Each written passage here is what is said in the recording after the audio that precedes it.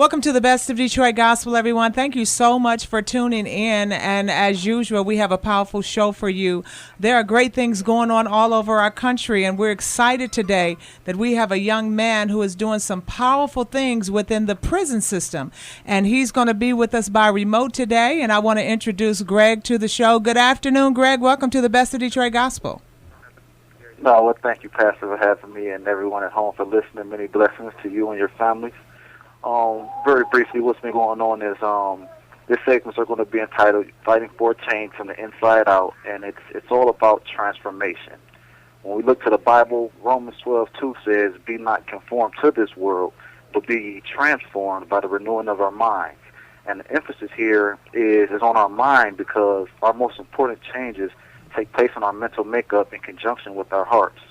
And so for about the past 2 years now, I've been working to create a change and a transformation within one of the most inhospitable and what some would say the most unlikely of places. And so Fighting for Change will be a testimony to changing the hearts of prisoners in order to transform communities. Wow, transformation is a powerful word, and that's what has to happen. Be ye transformed by the renewing of your mind. So tell us how you plan to use the prison system to bring this transformation. Well, if I can change the hearts of prisoners and thus change their actions, this will reduce the chances of them, coming home and reoffending. So that means less crime in the community. But also, I've seen how going to jail or prison has become not only acceptable, but praiseworthy amongst today's youth. And since many of these kids, lack positive guidance, when someone returns to the community from prison, they become somewhat a role model. They're looked up to. Especially if they had a prestigious reputation when they initially left, and when they come back, these kids are willing to listen to them and emulate their destructive path. Now, as unfortunate as this is, use determines the quality of all things, and I realize that this also presents us with a unique opportunity to reach these youth. So my effort is to change the hearts of prisoners so that they won't come back to prison, and also so that when they do return to the community, the message that they have for these kids will be a positive one. Wow. Now, you're talking about a very strong thing, changing minds, changing hearts. How do you plan to influence the guys to change? If you find someone that wants to change, how can you influence them? Well, the first prerequisite to change is to first feel the need for it. And most people, just not only prisoners, but just people in general, have become so accustomed to their negative and self-destructive thought patterns that they just accept them, and they view them as permanent attributes rather than say disposable undesired qualities. And so they handle the repercussions of them as an obligation, such as, for instance, taxes. Nobody likes to pay taxes, but we all do. So when people do desire to change, most of the time they lack the courage to act. But being that these guys in prison, many of them not for the first time, they already realize there's something wrong with their thinking pattern. So most of them just need me to show them how to change, then encourage and support them throughout the process. Wow, you said, first of all, recognize the need to change.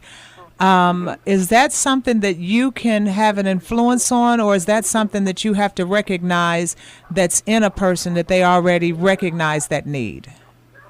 Well, when I you can kind of tell by most people, in prison, their disposition, because, it's such a rowdy environment that the ones that are trying not to, partake in those type of activities, they kind of stand out from everyone else.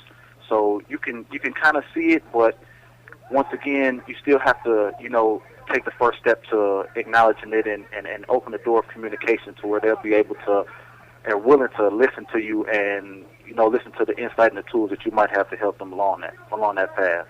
Mm-hmm. And when I do so, the first thing that I try to focus on, is the violent tendencies, because through personal experience, it is my belief that most of the negative situation that these guys have found themselves in is a result of misplaced anger and aggression. So I'm trying to go straight to the root. Mm-hmm. And that's good when you say get to the root, but you're talking about a message of peace. You're talking about an environment that's contrary to peace. How do you reach people with a message of peace and an environment that actually speaks contrary to peace? Well, actually, I was inspired by you, Pastor, and your Thou Shalt Not Kill campaign that you have currently going on. And so what I did was I actually took a book from your a page from your book, excuse me, and began a peace movement within the prisons called Peace Partners. And so what we're about is the promotion of peace through the understanding of the self-destructive ignorance of violence. And so what we do is, any change is a long process with many different stages. But to begin with, we speak to people in a way that shows them, that when you handle a situation with violence, for one, you have nothing to gain from it. And that also, talking your problems out can allow for the same conclusion as if you were to get into a fight without, the negative repercussions. What I mean by that, for instance, in prison, when someone gets into a fight, they go to the hole, which is solitary confinement, for 23-hour lockdown. That means no privileges, no TV, no phone, no going outside or anything. And this goes on for months. Now, for the two people fighting, we have to look at what has that done, what has been accomplished by it. And all that has been accomplished is that it has established, that these two people don't like each other for whatever reason that may be. So now, let's say that they still get to an argument, but they decide not to fight at the end of the day. They still reach the same conclusion by not fighting, that they don't like each other. So what was the point of fighting in the first place? What did that actually accomplish? It was nothing at all. And so this is just one of the examples that we use to get people thinking, so that they'll be willing to listen and talk further with us. And so once I, had this concept and my own understanding of violent behavior and the tools to diffuse these, potentially violent confrontations, I took it to the prison church groups. And, as Christians, it says in Matthew, 5:9, I believe, that blessed are the peacemakers, for they shall be called sons of God. And this is only one of numerous other verses that preaches peace. So as Christians, peace is something that we should already exude. So with the support of the church, we began to reach out, to the rest of the population, believers and non-believers alike, because we're striving to bring about all the believers of peace, to combat violent situations as a united front by equipping partners with, positive tools to diffuse confrontations, such as the example I gave earlier. But it doesn't just stop there. We also want to not only diffuse the situation, but to also turn the potential aggressors into peace partners. You know what?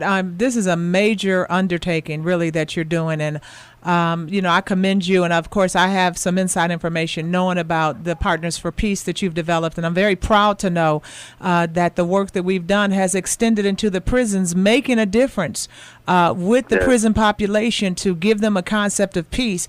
God is awesome, because I never thought about the Partners for Peace or the Citywide Day of Peace going into the prisons. But you have been a trailblazer in that. Just tell me, how is it coming along? Well, it's actually coming along very good. As of right now, we have over 30 peace partners throughout 5 different prisons, and we have successfully prevented at least 10 different potentially violent confrontations. Now, I can't give you an exact number of partners because, we go through individual word of mouth and conversion, but I personally have converted 30 people myself to a peaceful way of life. And it's worked out so well right now that I'm actually in the process of trying to establish a class here. I'm waiting to hear back from the administration to give something like a, say, anger management / emotional awareness type of class that I'm waiting to hear back right now. So it's actually going very well, Pastor. Thank you for asking. Wow. And a lot of people wouldn't think of, everything that you're doing in the streets to go on to a prison, because most people don't think of this as a community. But it is. If you look at it, everything that goes on in the free world goes on in prison. People need help and people need repentance. People need God. And here, just as much as they do out there, it's all about people having the courage to move forth and bring it to this environment. That's all it's about. Wow. When you talk about peace, that's like an unfamiliar word in community, no matter if it's prison community or if it's the African-American urban community. That word peace is unfamiliar. Do you find that it's a strange concept when you talk to the brothers about peace? Yeah, true. It definitely is, because a lot of people, unfortunately, have a lot, especially in this environment, to gain from not having peace. Because what that does is it provides an environment where someone who is able to potentially use that as a bargaining chip, now has power over other people. And what I mean by that is that's why, gangs have taken such a big root in prison because, okay, we have a bunch of individuals who, are concerned about their own well-being, but if we come together, then we're much stronger. Mm-hmm. So that has been a big part of, my efforts is to reach out to these organizations that who have something to potentially gain from, these violent behaviors and try to get them to see a broader picture. I know you haven't mentioned this, and maybe you probably won't, and if you don't want to talk about it, it's okay. But I know you have to experience some opposition because you're talking about something that's contrary to what others would consider survival. My toughness, my boldness, my aggressiveness is what keeps me from being, in the hole. How do you deal with that? Yeah. How do you deal with that?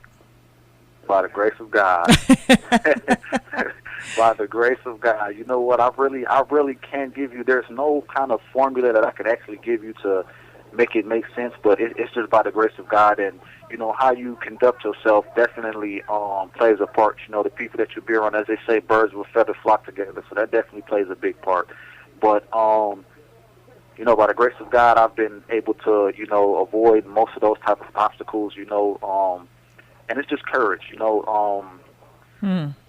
A lot of people, as I say, would like to participate or do something like this, but they just don't have the courage to stand up for themselves and do it and move forward. You know what I mean? Mm-hmm. And it takes a lot of conviction.